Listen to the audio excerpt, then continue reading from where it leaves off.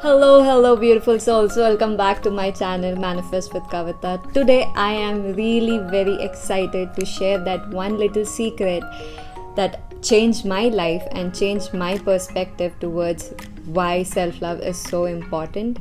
And I really have no words to express of how profoundly this whole secret, actually it's not even a secret, it's just out there and we don't even realize how important it is that we give ourselves that much needed attention. So without me wasting much time, let's dive into it.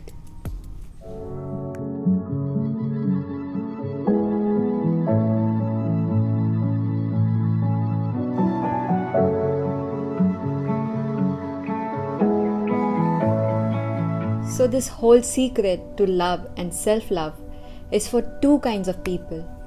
One kind of people who have been always looking for love but never really found it. And the second type of people who have always been in a kind of relationship but always lacked that love that they needed, that attention that they needed. The reason being, we humans are so attached to relationships. We live around relationships, we evolve around relationships, and we expect a lot from these relationships that we live in. But have you ever thought for yourself, why is it so important that I need to love myself when I have so many relationships around me? Why is it that self-love is so important so that we can talk about love, we can manifest love, or we can just retain that love that we've always wanted in our life? It's very interesting. It's kind of funny actually that we even ask these questions to ourselves. Because tell me one thing, if we do not love ourselves, if we really do not like ourselves, how can we expect someone else to love us? How can we expect someone to feel the way we want them to feel for us when we ourselves don't feel the same? Because it's really fundamentally important, it's extremely important that we love ourselves first so that we can give back that love to others. It's very interesting to see how we play that victim mindset when we don't feel loved by others around us. We seek more attention, we seek more of their time. But it's not that they don't give you that love. They always offer you love. For example, let's say somebody says, oh, you're so great, you're such a great person, you're such an amazing person, you're so confident, you are that vibrant energy that I want to be around. And then you go about saying, no, that's not me, probably you've mistaken. Have you ever come across certain situations like this? The whole big problem here is that the act of receiving love. It's not that we don't have love around us, it's just that we don't know how to receive that love. And because we do not know how to receive that love, we fail to give back that love. Tell me one thing, how many of you have ever been in this situation where you have wanted to give a lot to people, you wanted to add more value to their life, or you wanted to do something for someone and they say no? Or let's say another situation where someone has offered help to you but you have said no to that offer or that help or that love that they are giving you. Or both scenarios, you must have come across both the scenarios. These scenarios come up because we lack the knowledge of self-love here. Because without knowing how to receive, how do we give back? And we turn out to be very humble in these approaches, and we are like, no, if I keep taking things, then it's not going to work out for me because I need to figure out my own way of doing things. We do not allow others to add that value to our life, but we want that when we give that value, they should accept it. Like, how is that possible? When you are wanting to add value, you want them to accept, but when they want to add value, you do not accept it.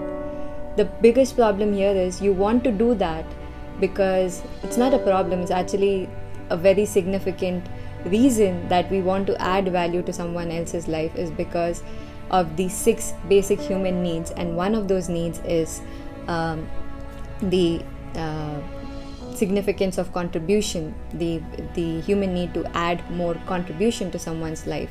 I've done a similar video on this before, and I think I'll link it somewhere here so you can take a look at the other needs as well. But the need for contribution is what drives everything around us. So when we want to add value, we are fulfilling our need, the biggest need of contribution. So why do we want to say no when someone else wants to satisfy that same need of contribution for themselves? Think about it. It can actually change your life, because we think that we are being humble, we are being very polite by not accepting help all the time, but it is fulfilling their need for contribution as well, and them feeling accepted. When you say no, they don't feel accepted, and then the next time if you keep continuing this practice, they do not want to come to you. So it's really very important that we allow people to help us, and we also gradually being able to help them. To give you another example is in relationships, the act of forgiveness.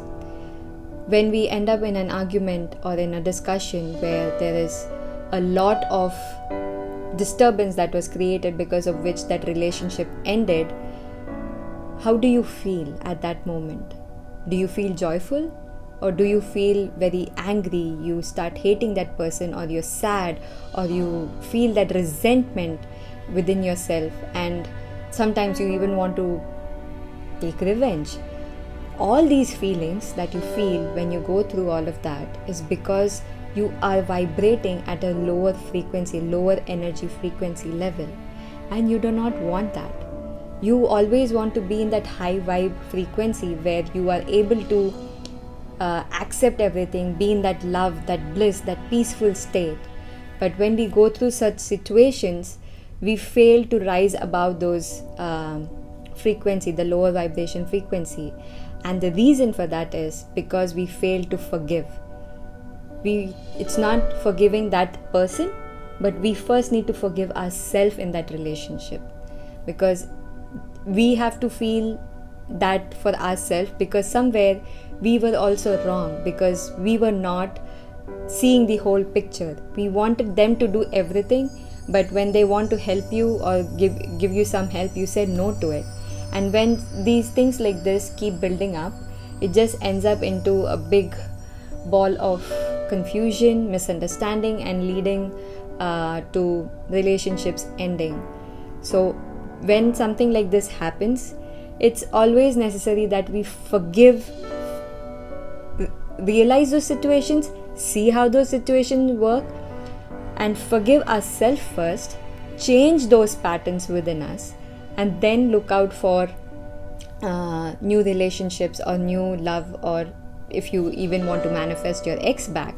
So without doing that, you cannot expect that person to come back into your life, or you cannot expect someone to come back or a new person to come into your life, because you are still that same person. You are not ready to love yourself, but you want someone else to love you.